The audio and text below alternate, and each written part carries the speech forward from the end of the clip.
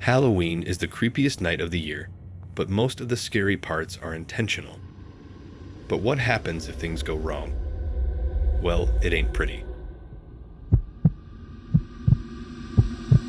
My two siblings and I used to spend the weekends in the winter at my cousin's house when we were younger. Their house was located in a rural area that was pretty remote. Obviously, we loved going there, but the creepy vibes were always just there. One Halloween weekend, when I was around 8 or 9, our parents handed us our baskets and told us to go trick-or-treating.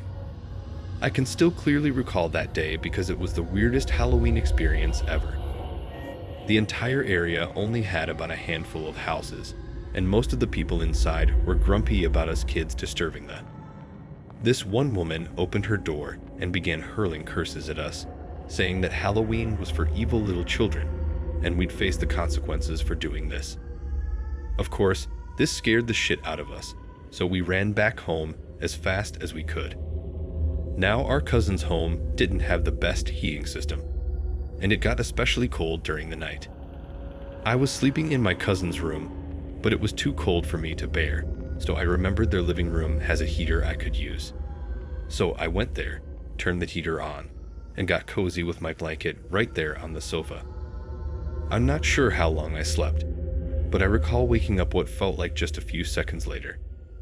I had the feeling that someone was watching me before I even opened my eyes.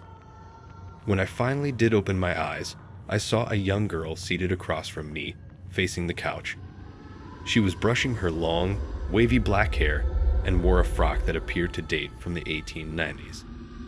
She was somewhat transparent, but a little bit of light that was shining on her from a nearby gave her a gold hue.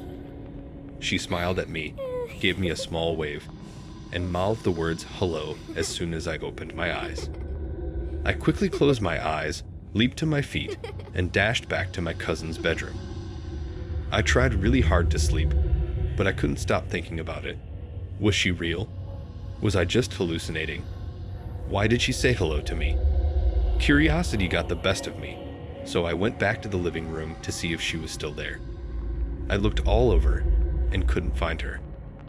I honestly felt so relieved. But just as I was about to leave the room, I looked down and saw 3 long strands of black hair neatly coiled together. I retold what I experienced the night before to my siblings and cousins the next day, and they were all convinced that the woman who shouted at us had something to do with this. Safe to say, we never went trick-or-treating at her house ever again. This is the story of a Halloween nearly 15 years ago, but my family will never ever forget what happened. My brother and I were done with trick-or-treating, and now it was kinda late in the night. We were both huddled up near the TV downstairs, watching some creepy movie, when we heard a little knock at the front door. Now our parents were asleep, and it was already late, so we just ignored the knock. 5 minutes later, it happened again, but just a little bit louder. We thought it was probably just some kids messing around, so we chose to ignore it again, and went back to our movie. Suddenly, we heard a knock on the window directly in front of us, and it was a guy in a white cape waving at us. I won't lie, he looked pretty creepy, but hey, it was Halloween. My brother thought this whole thing was funny, so he waved back. The guy slowly pointed to the front door, as if gesturing for us to open it. I immediately told my brother no, but he said this could be fun. I tried to stop him, but he went right up to the door and opened it. We both stepped out, trying to look for the guy, but we just couldn't see him. We were just about to go back inside when we suddenly heard these weird chants coming from the backyard. It was almost like a bunch of people were performing a ritual or something.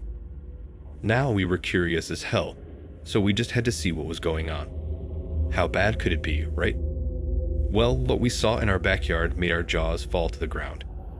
There were about 7 or 8 people wearing the exact same costume, a white cape, as the guy at our window. They were huddled up in a circle and were slowly chanting something. The chants kept going, and they began throwing their arms up and down in the most bizarre way. My brother and I were too shocked to even move, but I guess my dad had seen what was going on from his bedroom window and had made the smart decision to call the cops. The police cars rushed to our house, and these people didn't even try to run away. As the cops walked towards the scene, the white cape people laid down back first on the grass and raised their hands. I noticed that some of them had a little bit of blood on their lips. The cops later told us that they were members of a close-knit satanic club, and they had actually been drinking the blood of a wild animal. But why were they performing their ritual in our backyard? Well, we had an oak tree there that was of some symbolic importance to them, and this specific ritual was supposed to be performed near one. Anytime we think about what happened that night and how potentially dangerous the situation could have gotten, we get chills. Remember, kids, never open your door to a stranger.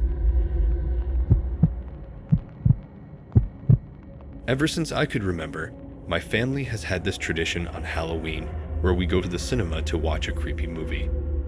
We always did it at night because that made the whole experience a lot more enjoyable.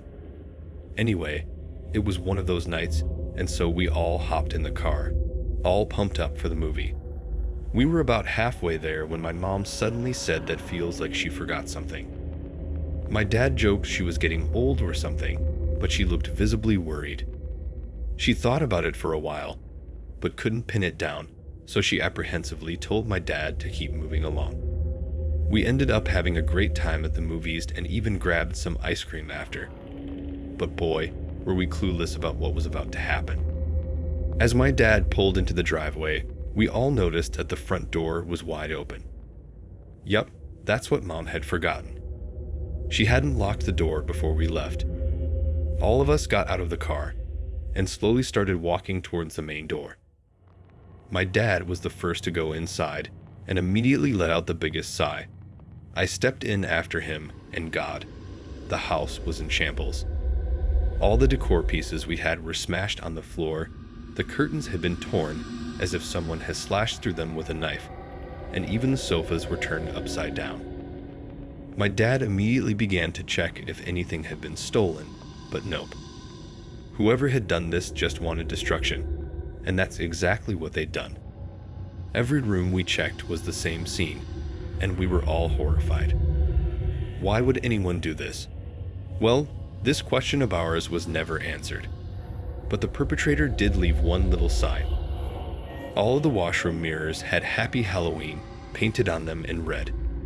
We did file a report later on, but even the police couldn't figure out who had done this or what their motivation even was. If the person had stolen something, it would have made a little more sense. But they just destroyed our house for no reason and left those creepy writings. We started feeling really uncomfortable in that house and made the decision to move out a few months later. Who knows how dangerous the person or people who did this could be? They knew where we lived, and well, that was scary enough for us to move out of that place. Which one of these Halloween horror stories scared you the most? Share your thoughts in the comments down below.